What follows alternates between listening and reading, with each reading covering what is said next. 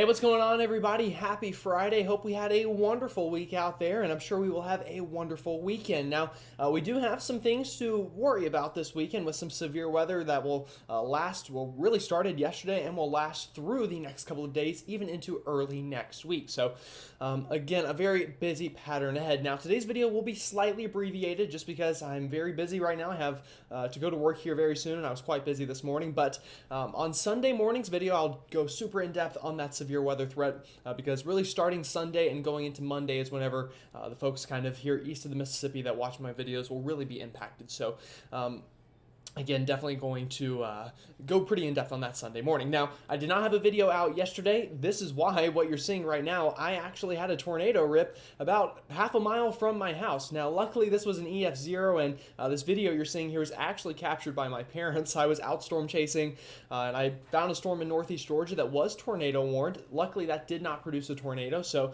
we didn't have problems there. But as I was trying to run back home to catch up to this storm, it did unfortunately produce a tornado about 15 minutes before I was able to pull into my driveway to capture this video myself. But kudos to my parents who were out there. They saw the thing, they filmed it from a safe distance, and were able to document it for me. So that is definitely some awesome stuff. So if you follow me on Twitter, you'll know yesterday morning I posted I thought there was a chance of a tornado or two, and as of right now, 2 tornadoes have been confirmed in upstate South Carolina yesterday, both in Pickens County, one in Pickens, the other a bit closer towards Liberty. So pretty crazy day we had yesterday, and it was actually a very low threat that most people thought at least would be a low threat, but it goes to show you're never 100% this time of year. So again, just some kind of interesting stuff there.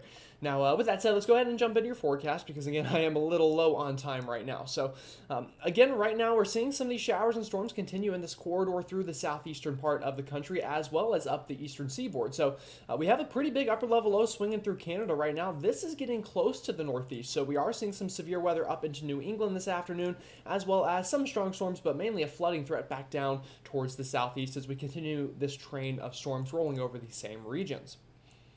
Now, taking a look at current watches, warnings, and radar, we'll start in the northeast. We do have a severe thunderstorm watch up from New Hampshire all the way down towards Harrisburg, Pennsylvania. So a big area kind of put in this severe thunderstorm watch. And again, main threats here today will be damaging winds, some hail, although can't rule out a brief tornado or two in this watch as well.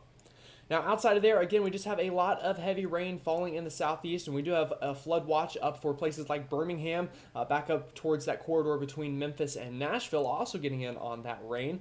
And we're also seeing showers and storms down along the Carolina coastline and as far north as the Delmarva and as far south as Tallahassee, Florida, seeing that rain as well. Again, all of this is pushing off to the east, and I do expect some more storms to form this afternoon, but mainly the rain threat will be really along the I-95 corridor this afternoon and not so much inland, unless, of course, you are in this corridor back out here towards the west. Now, outside of there, still dealing with big-time heat into the southern Great Plains. No big new surprises there, as we've been dealing with that for a while now. So again, severe weather today, biggest threat I think up in the northeast, but also a bit of a slight threat down here into this corridor of storms back towards the Mississippi River Valley from Memphis down towards Jackson, Birmingham, and as far north as St. Louis. Now, as we go into our Sunday, I think this is when the severe weather threat really ramps up for us here in the east. So Sunday afternoon, we already have a slight risk up for some major cities like Chicago, Indianapolis, Cincinnati, Louisville, back down towards Paducah, Kentucky, and even the Nashville area could see some strong to severe storms Sunday afternoon. Now, as we go into our Monday, that threat will shift off to the east, including areas of the northeast and mid-Atlantic. So I very well may have to storm chase this one as well. We'll see how close it gets to me and what the threat looks like. I'm trying to save a little bit of money for textbooks here, so I can't do too much traveling, but I'll definitely watch this threat, and I'll keep you updated. And, of course, Sunday morning we'll go a lot more in-depth on the severe weather threat, but it does look like one of those time periods where all hazards will be possible, including wind, tornadoes, and large hail. All right, so taking a look at this afternoon and evening, again, the biggest coverage in storms will be in the northeast as well as along the eastern seaboard, down along the I-95 corridor and east of there. Now, I can't rule out some showers and storms here into Appalachia this afternoon, but overall, mainly dry for you folks there, just kind of spotty showers and storms. Now, as we go into the overnight, these storms will continue to move off the eastern seaboard and also quiet down a little bit. So you might see some nice light shows on the beaches tonight if you're looking out towards the Atlantic. But other than that, it doesn't look like too bad of impacts going into the overnight hours. Now, going into tomorrow afternoon, we'll see another storm system kind of get going. Could see some severe weather with this one really going into tomorrow afternoon, but really tomorrow evening back towards places like Indiana down towards Paducah and Memphis, but really that's just kind of the appetizer to what will be a much bigger system that moves on through Sunday afternoon. And as you can tell on Saturday, that'll be back towards the plains, but as we get into our Sunday, that will eventually work its way into that risk area that we looked at. So again, tomorrow I think will be the nicest day of the weekend here for us in the east. Again, mainly dry for most folks. It will begin to heat back up as well, so expect that humidity and a higher heat index to return to the forecast. And then, of course, again, we could see some storms fire off tomorrow afternoon and especially into the overnight hours, kind of in that corridor I have circled there for you on the map. But outside of there, it looks like a pretty nice Saturday for most of us. Now, looking at the medium to long range, again, we'll move this out to Sunday afternoon.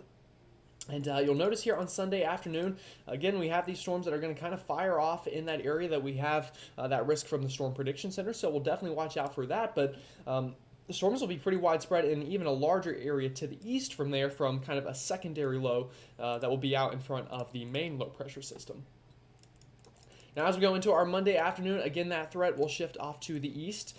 So places like West Virginia, up towards Pennsylvania, Ohio, as far south as Virginia, and maybe even the Carolinas on Monday could once again get in on that severe weather threat. Before after that, or I guess I should say after that, just in general, things clear out and we have a much nicer Tuesday and a nicer Wednesday as well before potentially another storm system crosses the country going into the middle of the work week.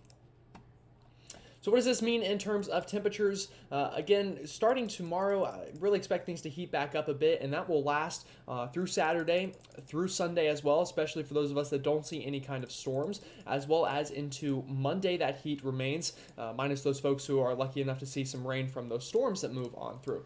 Now, after that, it's a bit of a trickier temperature forecast. We'll have to see what happens, but I do expect it to cool down maybe slightly behind that storm system early next week before heating up again quickly, and then we'll have to see what happens after that middle of the week system. That one could bring more of a pronounced cool down for more folks going into next weekend, but of course that's a week out, so we'll just have to kind of pay attention to that as we get a little bit closer.